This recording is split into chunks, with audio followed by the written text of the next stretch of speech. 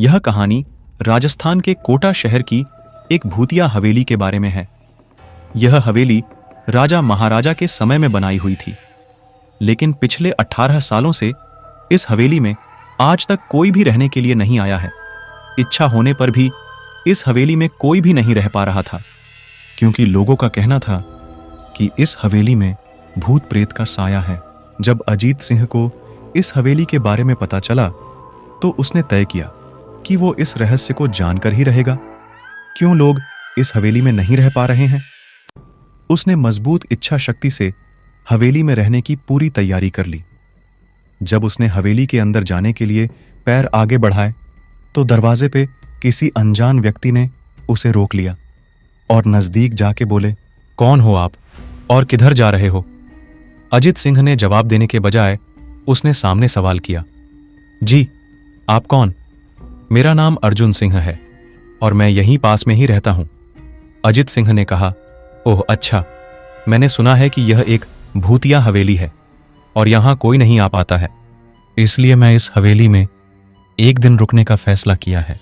अर्जुन सिंह ने कहा, जी हां, आपने सही सुना है और आप भी अंदर मत जाइए। मेरी माने तो आप भी वापस लौट जाइए, यहां बहुत खतरा है। यह सुनकर अजीत सिंह खुश हो गया, जैसे उन्हें कोई लॉटरी लग गई हो। अर्जुन ने उसकी खुशी को देखकर बोला, आप क्यों खुश हो रहे हो?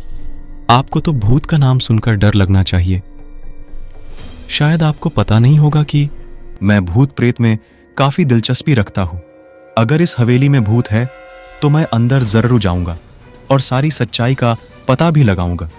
इतना कहकर अजीत सिंह उस हवेली में चले गए। अंदर जाके अजित ने अपनी बैग को साइड में रखा और हवेली के चारों ओर देखने लगा। सारे रूम भी चेक कर लिए। बाद में ड्राइंग रूम में आके सोफे पर बैठ गया। उसने वहां बैठकर दारू के 2-4 पैक भी पिए। वहीं अचानक उस रूम में लाइट का एक बल्ब चालू बंद होने लगी, लेकिन अजीत ने उस पर ध्यान नहीं दिया। थोड़ी देर बाद दूसरा बल्ब चालू बंद होने लगा, फिर तो हवेली की सारे लाइट चालू बंद होने लगी।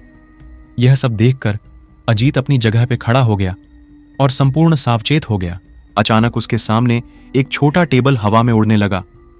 करीबन 6 फुट हवा में ऊपर जाके गोल गोल घूमने लगा और बाद में अजीत की ओर तेजी से आने लगा। अजीत ने तुरंत ही अपने जगह बदल दी और दूसरी ओर चला गया और वो टेबल वहीं जाके गिरा जहां अजीत खड़ा था। अजीत कुछ समझ पाता उतने में सोफे की शीट उसकी ओर आने लगी। वो जल्द खड़ा हो गया और छलांग लगा के दूसरी ओर कूद गया, जिसके कारण सोफा दीवार को टकराया और अजीत बच गया। अचानक सब कुछ शांत हो गया। अजीत ने चारों ओर सतर्कता से देखा और बड़ी आवाज में बोला, तुम जो भी हो सामने आकर के बात करो। वहीं एक बड़ी परछाई उसके सामने आई।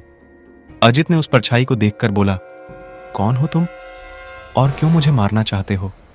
परछाई, तुम्हारी भूल के कारण। अजीत, मेरी भूल? मैंने कौन सी भूल की? परछाई, इस हवेली में आने की भूल। मैं किसी को भी इस हवेली में खुश नहीं देख सकता। अजीत, लेकिन क्यों? वो परछाई ने जवाब दिया, आज से 18 साल पहले इस हवेली के मालिक ने मुझे यहीं पे ही मार डाला था। मेरी कोई गलती भी नहीं थी। इस कारण की वजह से मेरी आत्मा इस हवेली में भटकती रहती है। मैं किसी को भी इस हवेली में नहीं रहने दूंगा, क्योंकि इस हवेली में मेरा खून हुआ था। इस हवेली में जो भी रहने के लिए आएगा उसकी मौत होगी। अजीत ने कहा, मैं तुम्हें अपने असली रूप में देखना चाहता हूं। तुम्हें मारने से पहले मैं तेरी यह इच्छा अवश्य पूरी करूंगा। और उस परछाई ने एक भयानक डरावना रूप ले लिया। उसका चेहरा इतना भयानक था कि अजीत भी एक क्षण के लिए डर गया था, लेकिन दूसरी ही क्षण में उसने अपने आप पर काबू पा लिया। बाद में इसने अपनी जेब में से सफेद पाउडर निकाला और उस भूत के पर फेंक दिया। भूत के पर पाउडर पड़ते ही वो जलने लग गया। बड़ी बड़ी ज्वाला उठने लगी। वो बहुत जोर जोर से चिल्लाने लगा और बाद में पूरी तरह से जल गया। उसके बाद अजीत ने चैन से सांस लिया और वहीं पर सो गया। दूसरे दिन सुबह जब अजीत को सही सलामत हवेली से बाहर आते देख अर्जुन को आश्चर्य हुआ। अर्जुन ने अजीत से पूछा, तुम कैसे जिंदा हो? जब अजीत ने अर्जुन को कल रात को घटी घटना को परी तरह से बताया और बोला, अब यह हवेली भूतिया हवेली नहीं रही। दोस्तों, आपको यह कहानी राजस्थान के कोटा की भूतिया हवेली कैसी लगी, प्लीज हमें कमेंट करके जरूर बताएं।